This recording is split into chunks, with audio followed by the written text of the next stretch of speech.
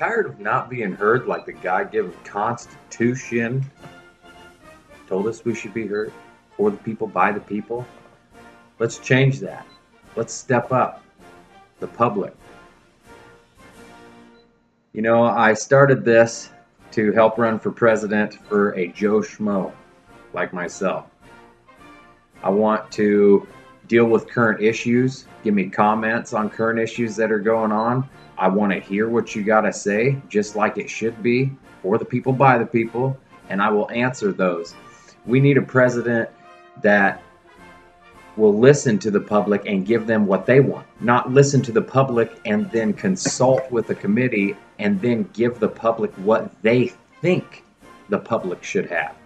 Well, then in that instance, who is the public even? Who are the people? There are no people being heard. Let's be heard in 2020. Vote for me. Subscribe to this channel. Let's get this going. Let's comment. Let's talk about things, real life issues, and how to solve them simplistically. Whatever happened to going back to being simple? Social media has killed us. The internet's killed us. A lot of things have killed the youth in our country. I mean, delegation is easy here. Let's pick a topic. Let's ask the American people and then change it to what they want, not to what a president wants, not to what one mind, one committee, for one sole purpose this nation wants. Let's be unique, individual. Our forefathers, the men before us, saying it's not what our country can do for us, but what you can do for your country. And that's very true. What can I do for my countrymen? I can offer a lot of things. I mean, just like our forefathers before me. Why were our forefathers so good at leaders? Well, let's take a little clip here from our friend, Joe Pesci. No, sir. Our founding parents were pompous, middle-aged white farmers, but they were also great men because they knew one thing that all great men should know, that they didn't know everything. They knew they were going to make mistakes, but they made sure to leave a way to correct them. They didn't think of themselves as leaders. They wanted a government of citizens, not royalty, a government of listeners, not lecturers, a government that could change, not stand still. The president isn't an elected king, no matter how many bombs he can drop, because the crude Constitution doesn't trust him. He's a servant of the people. He's a bum, okay, Mr. Pitcairn? He's just a bum. And the only bliss that he's searching for is freedom and justice. That's right, Mr. Pesci. Only great men realize that they don't know everything. These people that are leaders today think they know everything, or they consult with other people that think they know everything. And if those people don't know everything, they just consult with other people that know everything. So it goes back to when we were 16 years old and we knew everything. So what's the age limit wait for on president? Well, let's talk about that really briefly. Obviously, it is a psychological stature, just like a Marxist utopia that would have been set up to keep royalty or people of a higher stature in the presidency, such as the Bush family. I mean, let's go all the way back. We can start at John D. Rockefeller, branch off from families there, and come all together to what we have today for presidents. It's just passing the torch from one rich, successful family to another. Whatever happened to the people's voice? There is no people's voice anymore. It is dead. All right, let's talk about the first issue that I have to bring up, I guess. We're going to start this thing off with guns. Everybody wants gun control and everybody wants to have freedom of guns, etc. What happens if we get invaded in this country? We're going to wait for the government to distribute us out guns so we can defend ourselves? With every time that America sticks its nose in everybody else's business?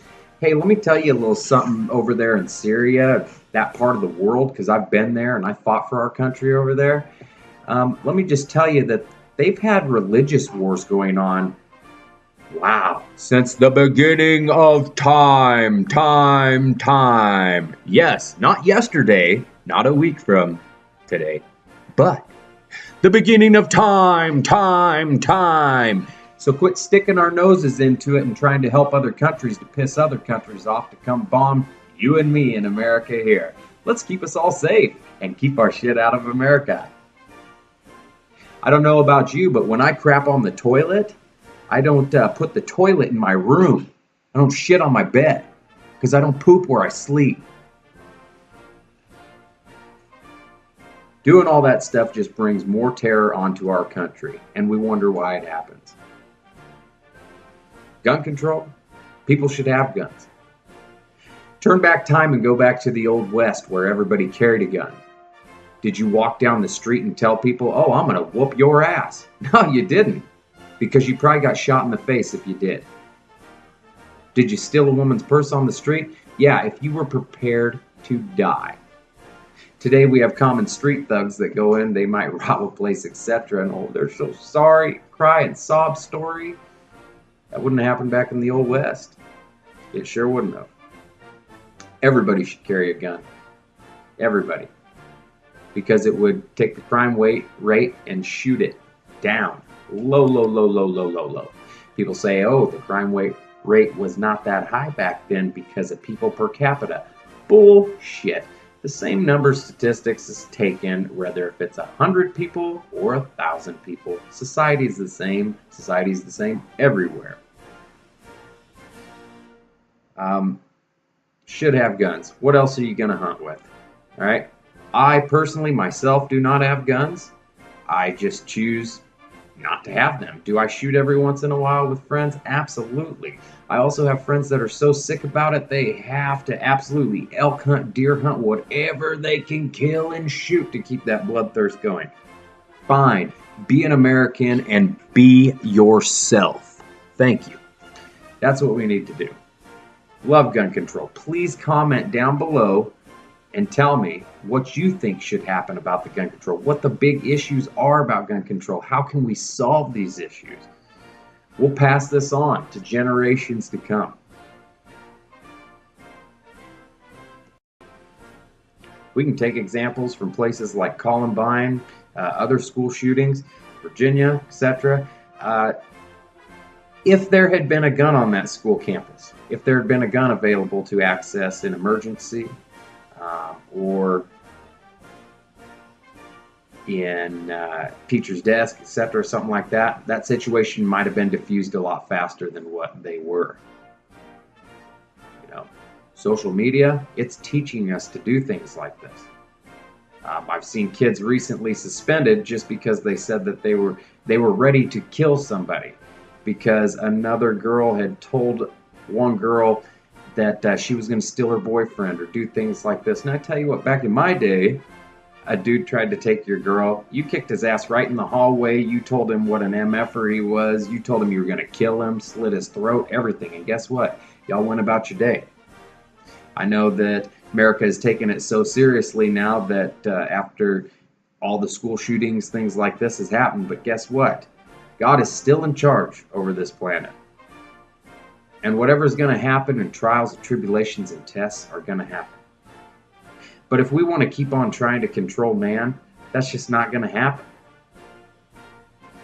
Our government created by man to control man or man since the beginning, since Jesus.